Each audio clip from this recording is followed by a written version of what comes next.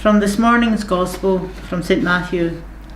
At that time Jesus said to the chief priests and the elders of the people, "Listen to another parable.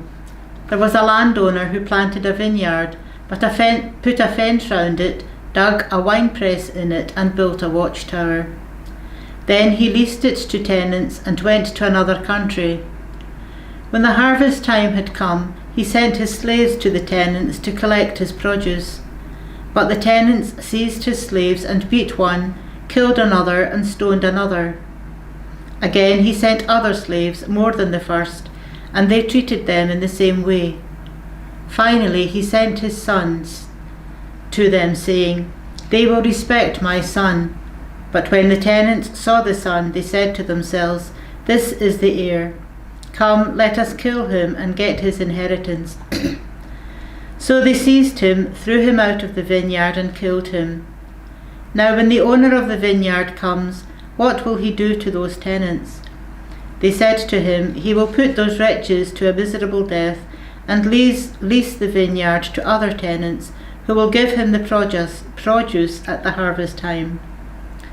Jesus said to them, "Have you never read in the scriptures, 'The stone that the builders rejected has become the cornerstone'? This was the Lord's doing, and it is amazing in our eyes. Therefore I tell you, the kingdom of God will be taken away from you and given to a people that produces the fruits of the kingdom. The one who falls on this stone will be broken to pieces and will crush anyone on whom it falls." When the chief priests and the Pharisees heard his parable, they realized that he was speaking about them. They wanted to arrest him, but they feared the crowds because they regarded him as a prophet. There are a few points that we can ponder upon from today's Gospel. God entrusts us with what he values. It's one thing to purchase an already functional property. It's quite another thing to purchase a run-down property and fix it up for yourself. Once tidied up, the latter is worth much more to you. It has become the fruit of your sweat and blood. It is not simply a possession, it is part of you.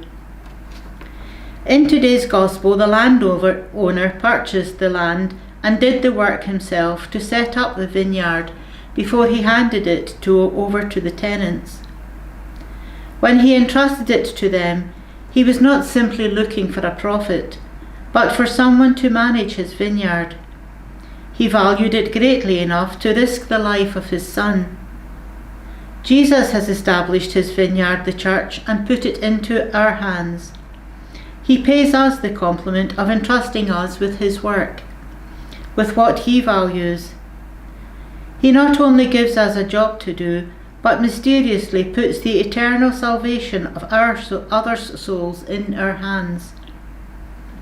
Secondly, Jesus is patient with our failures. The landowner did not stay around to supervise the tenants tightly. He did not even lay down rules or specify methods of cultivation.